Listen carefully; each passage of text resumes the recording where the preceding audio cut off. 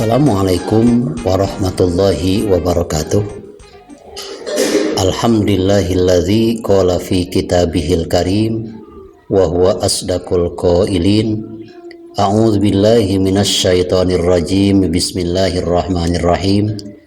Walillahi 'alan nasi hijjul baiti man istata'a ilaihi sabila. Shadaqallahul azim. Wa qala nabiyyu sallallahu alaihi wasallam lil hajir raqib bikulli khutwatin tahtuha rahilatuhu sab'una hijjatan walil hajil mashi bikulli khutwatin yahtuha bisab'i mi'atin min hasanatil haram.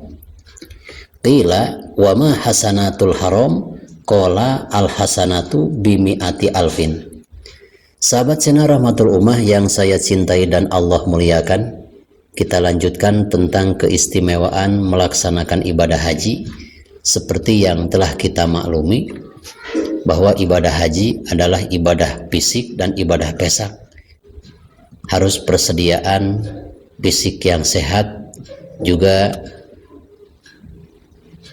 mengambil isi kantong yang sangat tebal untuk perbekalan keluarga yang kita tinggalkan. Begitupun untuk perbekalan kita di sana ketika melaksanakan ibadah haji ataupun umroh. Yang mana pelaksanaan ibadah haji ini khusus bagi orang yang terdekat dengan tanah suci Mekah, ada yang berjalan kaki, tidak menggunakan kendaraan. Begitupun juga ada orang yang bukan penduduk asli Mekah tapi sudah berada di Mekah, sehingga melaksanakan ibadah hajinya ini dengan cara berjalan kaki. Sedangkan dari kita Indonesia ini harus menggunakan dua transportasi kendaraan, satu kendaraan darat, dua kendaraan transportasi udara. Sehingga di sini ada perbedaan bagi orang yang melaksanakan ibadah haji dengan cara berjalan kaki karena berdekatan. Ada juga orang yang melaksanakan ibadah haji dengan cara menaiki kendaraan. Bagaimana letak perbedaannya? Ini disabdakan oleh Rasulullah SAW dalam hadisnya yang telah saya bacakan tadi. Bagi orang yang melaksanakan ibadah haji menggunakan kendaraan, mobil, transportasi udara, setiap putaran-putaran ban mobilnya, setiap putaran roda kapal terbangnya yang berputar ketika kita menaikinya, maka diberikan pahala oleh Allah Subhanahu wa Ta'ala. Satu kali putaran kendaraan yang kita naiki itu mendapatkan pahala 70 kali ibadah haji. Masya Allah. Kenapa besar ibadah haji itu pahalanya? Karena memang modalnya pun besar. Yang kedua, bagi orang yang melaksanakan ibadah haji karena memang dekat dengan kota suci Mekah, sehingga tidak menggunakan transportasi udara, dengan berjalan kaki pun bisa. Maka setiap langkah-langkah orang ahli Mekah yang melaksanakan ibadah haji dengan cara berjalan, satu langkah dibalas oleh Allah Subhanahu wa Ta'ala 700 kebaikan. Maka ada sahabat yang bertanya, apa yang dimaksud dengan 700 kebaikan, dan termasuk kebaikan-kebaikan yang dikategorikan kebaikan tanah haram. Maka sabda Rasulullah SAW, jumlah daripada kebaikan-kebaikan yang dilaksanakan di tanah haram, satu kebaikan itu mendapatkan 100.000 kebaikan. Jadi bagi orang yang melaksanakan ibadah haji dengan cara berjalan karena memang dekat, maka pahalanya satu langkah mendapatkan 100.000 kebaikan. Masya Allah. Ini diriwayatkan anna Ibrahim wajada hajaron maktuban alaihi. Ketika Nabi Ibrahim alaihissalam telah melaksanakan ibadah haji dan melihat Hajar Aswad. Dan Hajar Aswad ini bukanlah barang yang asal usulnya dari dunia, tapi ini Hajar Aswad ini adalah barang dari surga yang diturunkan oleh Allah Subhanahu wa Ta'ala. Dulu Hajar Aswad bukanlah Hajar Aswad namanya, karena arti daripada Hajar Aswad adalah batu hitam. Dulu waktu diturunkan oleh Allah dari surga, itu bernama Hajar Abyad, batu yang sangat putih dan mengeluarkan cahaya. Setiap tempat yang diterangi oleh Hajar Abyad, batu putih yang diturunkan oleh Allah Subhanahu wa taala dari surga ke dunia, maka disebutnya tanahnya tanah haram. Jadi yang dimaksud tanah haram asal usulnya adalah tempat yang kena cahaya dari penerangan Hajar Abyad yang diturunkan oleh Allah Subhanahu wa taala dari surga ke dunia. Maka tidak semua kota Mekah disebut tanah haram, ada batas-batasnya. Juga ketika Nabi Ibrahim alaihissalam melaksanakan tawaf, ketika beliau melaksanakan tawaf, melihat Hajar Aswad ini mempunyai 4 tulisan, yang mana tulisannya masih jelas dilihat oleh Nabi Ibrahim alaihissalam. Kalau sekarang tidak mungkin bisa kelihatan karena adanya di dalam. Tulisan yang pertama yang tertera dalam Hajar Aswad, "Inni anallahu la ilaha illa ana fa'budni." Akulah Allah, tidak ada Tuhan selain aku, maka beribadahlah kalian kepadaku.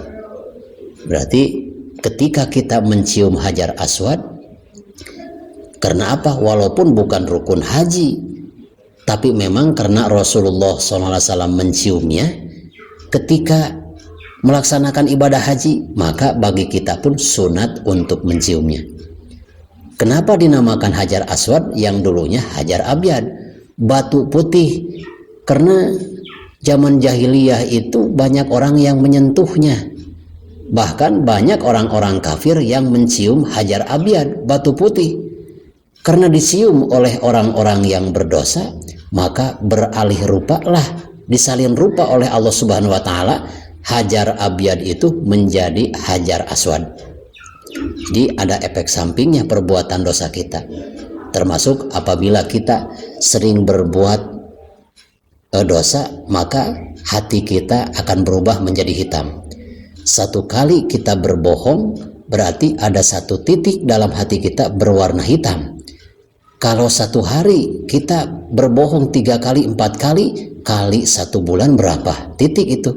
Sehingga apabila kita sering berbuat dosa, maka hati kita akan menghitam di hadapan Allah Subhanahu wa taala. Seperti halnya Hajar Aswad yang tadinya batu putih, karena sering dicium oleh manusia kafir dan orang yang tidak beriman dan orang-orang yang beriman tapi mempunyai dosa, maka berubah warna menjadi Hajar Aswad, yaitu batu hitam. Tulisan yang kedua, "Inni anallahu la ilaha illa ana." Sesungguhnya aku adalah tidak ada Tuhan selain aku, Muhammadun Rasulun, Muhammad adalah utusanku. Tuba liman amana bihi wattaba'a.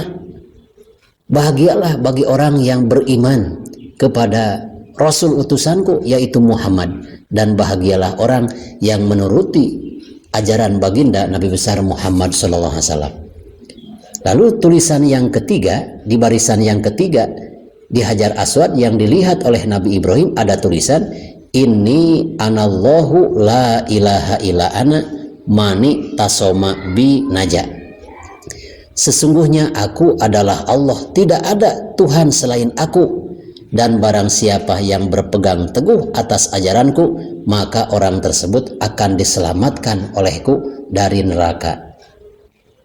Juga selanjutnya di barisan keempat, tulisan yang tertera di Hajar Aswad, "Inni anallahu la ilaha illa ana." Sesungguhnya aku adalah Allah, tidak ada Tuhan selain aku. Al-haramu li wal ka'batu baiti. Ingat, tanah haram adalah milikku dan Ka'bah adalah tempatku. Yang dimaksud dengan Ka'bah tempatku ini tempat sucinya Allah Subhanahu wa taala. Jangan diartikan bahwa Baitullah adalah rumah Allah. Allah itu mukhalafatul lil hawadisi. Allah itu qiyamuhu binafsihi. Allah beda dengan makhluk ciptaannya.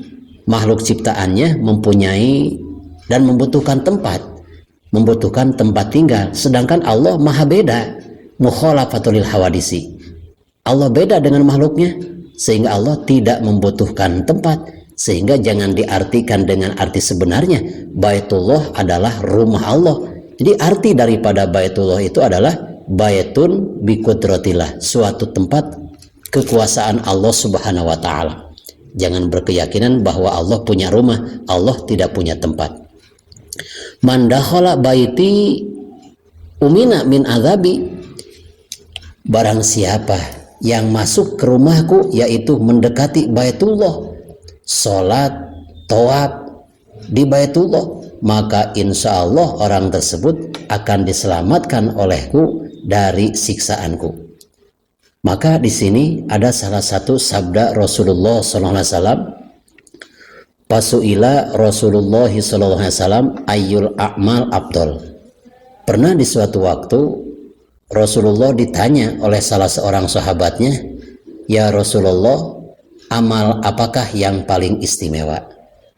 Beliau menjawab, al-imanu billah wa rasulih. Amal yang paling istimewa adalah beriman kepada Allah dan beriman kepada Rasulnya. Lalu sahabat itu bertanya kembali, summa mada, apalagi selain itu? Jawab Rasulullah SAW, jihadun fi sabilillah, adalah berperang di jalan Allah Subhanahu wa taala. Lalu sahabat itu bertanya lagi, summa madza, adakah selain beriman kepada Allah dan Rasulnya dan ditambah lagi jihad fisabilillah? Sabda Rasulullah SAW, hajjun mabrurun, adalah melaksanakan ibadah haji yang mabrur. Ya, jadi tanda-tanda ibadah haji yang mabrur itu, sebelum berangkat ibadah haji pelit, setelah melaksanakan ibadah haji jadi dermawan. Sebelum melaksanakan ibadah haji itu malas ke masjid, setelah melaksanakan ibadah haji itu sering ke masjid. Itu tanda-tanda haji mabrur. Ada lagi kategori haji makbul, haji yang diterima. Kalau urusan haji makbul itu urusan Allah, kita tidak bisa menilainya. Kalau urusan haji mabrur itu haji yang baik. Adakah mereka yang telah melaksanakan ibadah haji berbagai kebaikannya, setelah melaksanakan ibadah haji ternyata kelakuannya lebih baik dibandingkan sebelum melaksanakan ibadah haji, maka orang tersebut dikategorikan hajinya adalah haji mabrur. Sahabat Sena Rahmatul Ummah yang saya cintai dan Allah muliakan, cukup sampai di sini tausiah tentang perbedaan pahala ibadah haji yang menggunakan kendaraan karena memang jauh, dan pahala ibadah haji yang tidak menggunakan alat transportasi, yaitu dengan berjalan kaki karena memang berdekatan. Mudah-mudahan tausiah ini bermanfaat dan tolong di-share kepada yang lain agar menjadi sarana dakwah.